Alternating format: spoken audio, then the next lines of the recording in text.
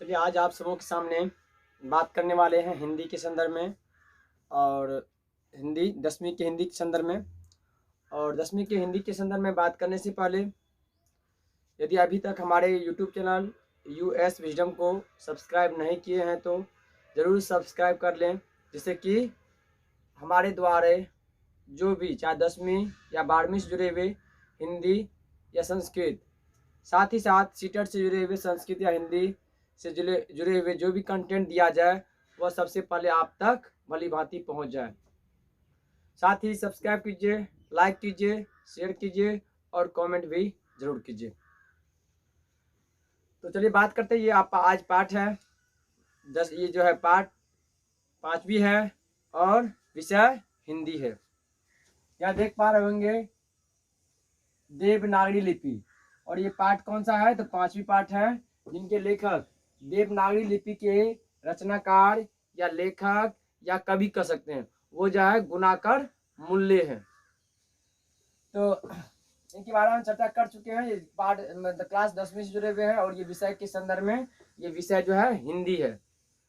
तो आज के दिन जो है पूछे जाने वाले क्वेश्चन जो होता है इनके बारे में कई बार हम चर्चा कर चुके हैं। जो आज ऑब्जेक्टिव टर्म हुआ है, आज ऑब्जेक्टिव टर्म है, तो ऑब्जेक्टिव टर्म में मतलब 4 ऑप्शन होता है और 4 ऑप्शन इस प्रकार से होता है ए बी सी डी, इस प्रकार से 4 ऑप्शन होता है।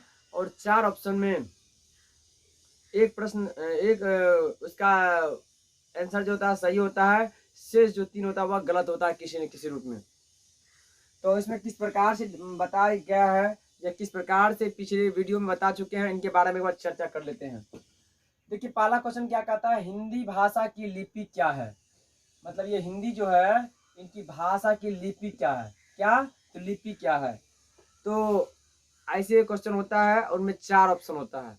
जैसे यहाँ पर ए में मान लेते हैं दे दिया देवनागरी लिपि, बी में दे दिया संस्कृत रोमन लिपि, सी में दे दिया मान लेते हैं सी में दे दिया जर्मन लिपि, डी में मान लेते हैं दे दिया ग्रीक लिपि, ग्रीक। इस प्रकार से ए बी सी डी करके दे दिया। इनमें से ये बेचारे तीनों गलत है और ए में जो बताया देवनागरी है वही बिल्कुल सही है। इस प्रकार से 4 ऑप्शन होते हैं हर प्रश्न के ऑब्जेक्टिव में, और 4 में से मात्र एक सही होता है और शेष जो होता है किसी न किसी रूप में गलत होता है। तो इसको आप ध्यान रखिए, 4 ऑप्शन में कहीं न कहीं इनसे जुड़े हुए होंगे तो जरूर आएगा। और ये 110% हम बताते हैं, ये इससे जुड़े हुए जो भी होगा 10वीं से जुड़े हुए, यदि हम बात करें नागरी लिपि के संदर्भ में, इनसे बाहर नहीं हो पाएगा। तो ये पहला क्वेश्चन था हिंदी भाषा की लिपि क्या है, तो इसमें कौन सा लिपि है तो देवनागरी लिपि बताना है। हिंदी भाषा हो या संस्कृत भाषा हो, इन दोनों की लिपि सेम ही है। क्या है, इसकी संस्कृत की लिपि और हिंदी की भी लिपि देवनागरी लिपि ही है। आगे क्वेश्चन की हम बात करें तो कहते हैं नागरी लिपि शीर्षक पाठ साहित्य की कौन सी विधा है। मतलब ये नागरी लिपि जो है ये शीर्षक पाठ जो है साहित्य का कौन सा प्रकार है। तो कौन सा प्रकार है तो ये जो है निबंध है। इसमें दिया हुआ 4 ऑप्शन होगा, जैसे एक उपन्यास, एक निबंध, एक कहानी, एक साक्षात्कार। तो इनमें से ये जो है नागरी लिपि जो गुणाकर मूल्य के द्वारा लिखा हुआ है ये अपने आप में निबंध है। क्या है, निबंध है। आगे क्वेश्चन की बात करें, कहता दक्षिण भारत, कहाँ के दक्षिण भारत की नागरी लिपि क्या कहलाता है। मतलब ये नागरी लिपि है क्या कहलाता है। दक्षिण भारत की जो नागरी लिपि है वह नंदी नागरी कहलाती है। क्या कहलाती है, नंदी नागरी कहलाती है। चलिए अगले क्वेश्चन की हम बारे में बात करें तो कहते हैं नागरी लिपि, कौन सा लिपि, नागरी लिपि के लेखक कौन है। मतलब इस लिपि के मतलब नागरी लिपि के लेखक मतलब कवि कौन है, तो यहाँ गुणाकर मूल्य है, जो कि यहाँ पर हम बता चुके हैं। मतलब जो यहाँ पर शीर्षक है वह नागरी लिपि है, उनके कवि जो है गुणाकर मूल्य है। ठीक इसी प्रकार से इनके लेखक जो है यहाँ पर दिया हुआ है, वहाँ भी है और यहाँ भी है। इन चीज को ध्यान पूर्वक रखिए, कोई दिक्कत नहीं आएगा। चलिए आगे बात करें तो कहते हैं तमिल, तमिल, मलयालम, तेलुगु, कन्नड़, कहते हैं ये चारों भाषा है कहाँ की। कहने का तात्पर्य ये जो भाषा है कहाँ की है, उत्तर भारत की कि दक्षिण भारत की कि पूर्वी भारत की कि मध्य भारत की।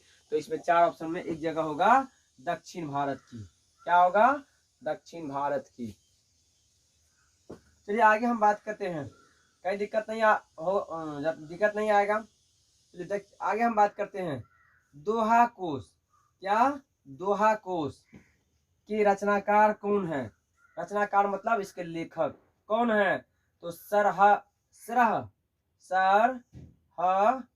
पाद। इसको क्या पढ़ोगे, सरहपाद, मतलब सरहपाद की ये रचना है या सरहपाद के द्वारा ये लिखा गया है। चलिए हम बात करते हैं अगले क्वेश्चन पर। कहते हैं हिंदी किस लिपि में लिखी जाती है।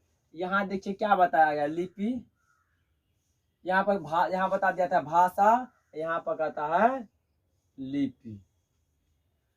तो अब यहाँ भी वही क्वेश्चन है, लेकिन कभी कभी इस तरह से दे दिया जाता है तो विद्यार्थी क्या होता है, अक्सर फंस जाता है, अक्सर कंफ्यूजन कर जाता है।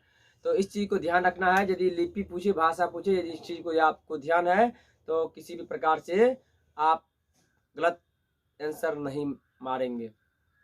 जैसे कि यहाँ पर है हिंदी किस लिपि में लिखी जाती है, तो ये लिपि कहे तो देवनागरी लेना है। किसमें, देवनागरी लिपि में लिखी जाती है हिंदी भाषा। या संस्कृत भाषा की बात करें तो वो भी देवनागरी लिपि में ही लिखी जाती है। आगे क्वेश्चन की बात करते हैं, कहते हैं 12वीं सदी, कौन सा सदी, 12वीं सदी। 12वीं सदी के केरल के कौन शासक के सिक्कों पर क्या लिखा हुआ, वीर केरलस्य जैसे शब्द किस लिपि में अंकित है। मतलब जो 12वीं सदी के जो शासक थे उनके सिक्का पर जो है वीर केरलस्य जैसा शब्द जो है किस लिपि में लिखी हुई है, तो ये देवनागरी में है। किसमें है, देवनागरी में है। जब भी पूछा जाए तो देवनागरी बताना है। चलिए आगे क्वेश्चन की हम बात करते हैं। कहते हैं ईसा की 14वीं और 15वीं, मतलब 14वीं 15वीं सदी के विजयनगर के शासकों ने अपने लेखों की लिपि को क्या कहा है। मतलब जो 14वीं और 15वीं सदी में विजयनगर के जो शासक थे या जो राजा थे, वो जो है अपने लेखों में जो भी लिखी है जिस लिपि में, उसे क्या कहा है, उसे नंदी नागरी लिपि कहा है। क्या कहा है, मतलब जो लिखी हुई लिपि है उन लिपि के लेखों की लिपि को नंदी नागरी कहा है। क्या कहा है, नंदी नागरी। चलिए आगे हम बात करते हैं। कहते हैं हिंदी की आदि कवि कौन है। किसके, तो इसके आदि कवि कौन है। इनके आदि कवि जो है हिंदी के सरहपाद। क्या, सरहपाद, सरहपाद है। क्या है, सरहपाद है। चलिए आगे क्वेश्चन की हम बात करते हैं।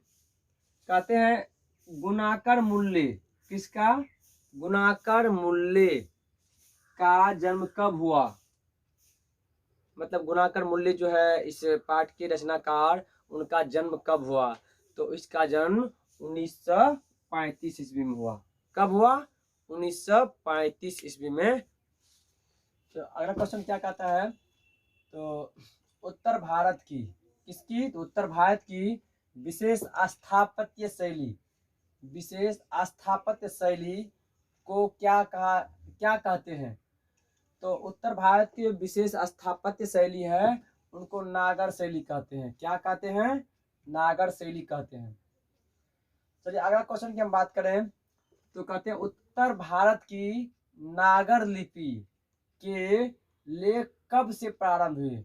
मतलब ये नागर लिपि है, इनके लेख कब से मिलने लगा या कब से मिलने लगे, तो कहा जाता है ये 8वीं सदी से मिलने लगा है। ये उत्तर भारत की जो नागरी लिपि के जो लेख है वो 8वीं सदी से।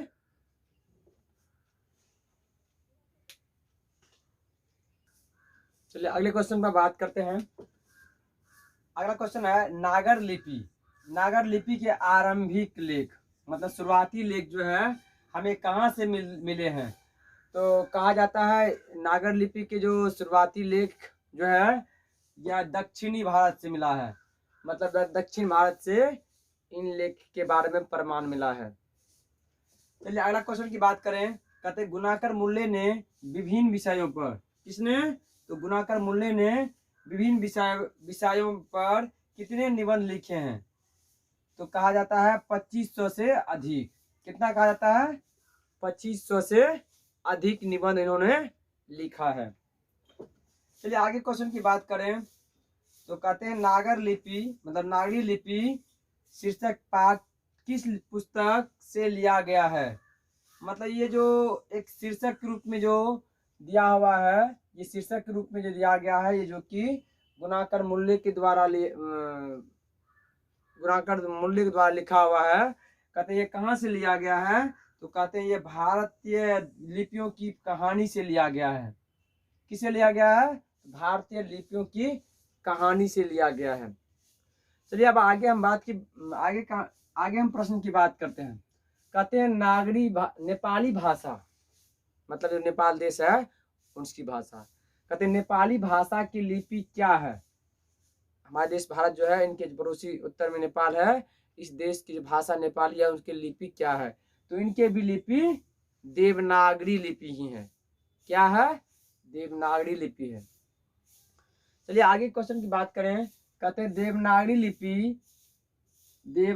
लिपि के टाइप मतलब टाइप करना या लिखना लगभग कितने पहले बने हैं, मतलब कितने पहले जो है तैयार हुआ है, तो कहते हैं ये 2 सदी पहले जो है इनको टाइप जो है बना है। चलिए आगे हम क्वेश्चन की बात करें तो आगे क्वेश्चन कहते हैं अक्षरों की कहानी। किसकी, अक्षरों की कहानी किनकी रचना है, मतलब किनके द्वारा यह लिखा गया है, तो ये जो है गुणाकर मुल्ले के द्वारा लिखा गया है। किसके द्वारा, तो गुणाकर मुल्ले के द्वारा लिखा गया है।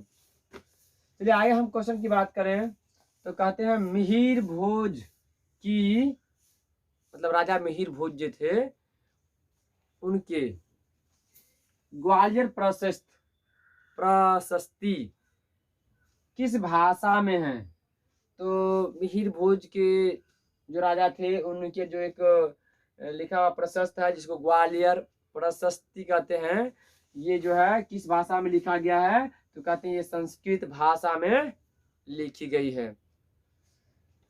चलिए हम आगे क्वेश्चन की बात करें तो कहते हैं गुणाकर मुल्ले का जन्म किस राज्य में हुआ, मतलब किस राज्य में, तो राज्य की बात करें तो इनका जन्म जो है महाराष्ट्र राज्य में हुआ। किस राज्य में, यहाँ देख पा रहे होंगे महाराष्ट्र राज्य में इनका जन्म हुआ। चलिए आगे क्वेश्चन की बात करें तो कहते हैं गुप्तों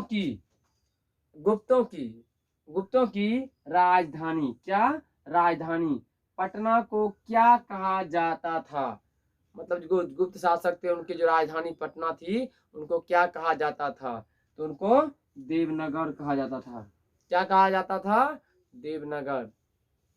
तो इसी प्रकार से यदि हम नागरी लिपि से संबंधित बात करें या गुणाकर मुल्ले के द्वारा लिखे हुए हम बात करें तो ढेर सारे हैं, जिनमें कि मुख्य रूप से इतिहास और संस्कृति जो कि उन्हीं के द्वारा लिखा हुआ है, महान वैज्ञानिक, ब्रह्मांड परिचय, भारतीय विज्ञान की कहानी, अंतरिक्ष यात्रा, सौर मंडल, ये सभी जो है इनके द्वारा लिखा हुआ है जो कि महत्वपूर्ण है, इन चीज़ों को भी ध्यान रखना है।